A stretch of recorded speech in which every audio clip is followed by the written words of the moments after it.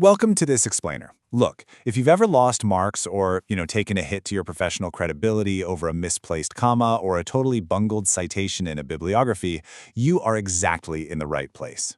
Today, we're tackling a highly specific hurdle that trips up even the absolute most meticulous researchers out there, perfectly formatting complex corporate document citations. We're going to demystify the Harvard format specifically for financial reports. Now, I totally get it. Citation formatting can sometimes feel a bit like trying to solve a Rubik's Cube in the dark. But we are going to break it down using a really clear, structured approach today. By the end of this explainer, you're going to have a foolproof mental framework for citing these complex corporate documents with absolute confidence. So, the most common trap researchers fall into actually happens before they even write a single word: misidentifying the document. You really have to ask yourself, are you citing a raw financial report or is it just a news analysis? It's basically the difference between citing Apple's actual quarterly earnings filings straight from the source versus, say, a Forbes article that's just summarizing that exact same filing. And hey, when you are drowning in numbers, charts, and corporate logos, it all kind of starts to blur together, right? But making this distinction is your absolute first step. Because if you misidentify the document type right out of the gate, your entire citation structure is going to be fundamentally flawed. Okay. Let's dive into this and establish our baseline. The absolute gold standard for a citable financial report is a clear, unbreakable chain of responsibility. What I mean is, a true financial report must explicitly identify the company, the public body, or the organization that is directly responsible for its creation. It literally cannot be ambiguous.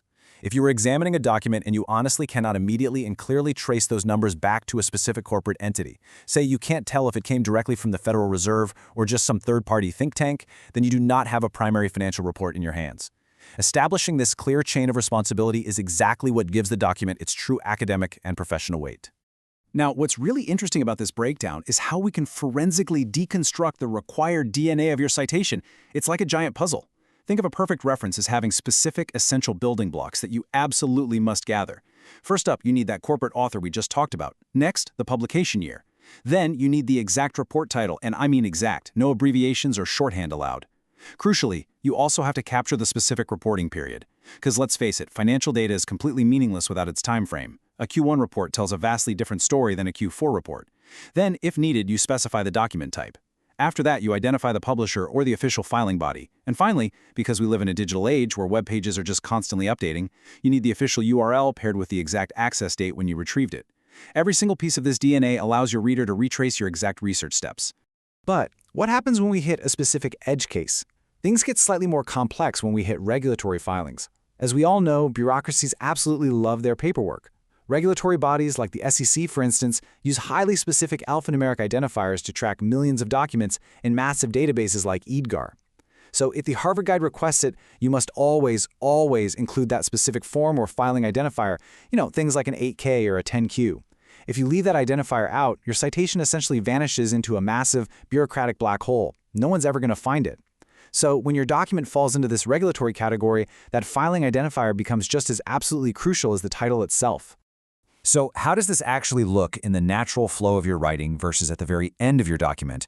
Well, in practice, your referencing splits into two very different weights. In the text itself, you want to keep it light and aerodynamic. The rule here is wonderfully simple. You only use the organization and the year. That's literally it. It keeps your writing clean and uninterrupted, honestly, much like a paper airplane, just effortlessly gliding through your paragraphs. But at the end of your document, in the full bibliography, that is where you drop the heavy data. That's where all those complex DNA building blocks we just deconstructed absolutely must live. You keep things brief in the text, and you provide the comprehensive, heavy-duty data in the bibliography. Now, we also really need to watch out for what I like to call the imposters. These are the common mix-ups that can completely derail your referencing. You absolutely cannot confuse a genuine financial report with secondary interpretations. For example, a beautiful polished chart on Statista. It might look incredibly official, but it is secondary data that's been aggregated from elsewhere. A database record or, say, a snappy Wall Street Journal news analysis, also definitely not primary financial reports. Surprisingly, even a standard glossy annual marketing report is often categorized differently than a raw, unfiltered financial filing, mostly because it's been heavily curated for shareholders. If your document falls into literally any of these buckets, you are going to need to use a completely different citation structure altogether. You have to rigorously filter these out, for sure. All right, let's move to and see how this builds into our final process, a completely foolproof workflow. This brings us to a super straightforward two-step system. Step 1 is entirely manual. You must use your own 2 eyes to verify the report cover, check the exact filing date, and confirm you are looking at the official source. Only after you have rigorously verified those details should you even think about moving to Step 2. That is when you can confidently use a tool like the Harvard Reference Generator, located at harvardreferencegenerator.co.uk, to perfectly format the output. Look, the technology is absolutely there to format the data, but verifying the actual truth of that data, well, that rests entirely on your shoulders. Because at the end of the day, proper citation isn't just about appeasing some strict grading rubric. It's about the fundamental integrity and traceability of your professional work. Now that you know exactly how to identify a true corporate report, how to spot and filter out the imposters, and how to forensically verify the DNA of your document before you ever generate a reference, you've got the exact framework you need. So, the next time you're staring down a dense 200-page corporate filing, the question isn't just, how do I cite this? The real question is, are you ready to rigorously verify your trail? Thank you so much for joining me for this explainer, and happy researching.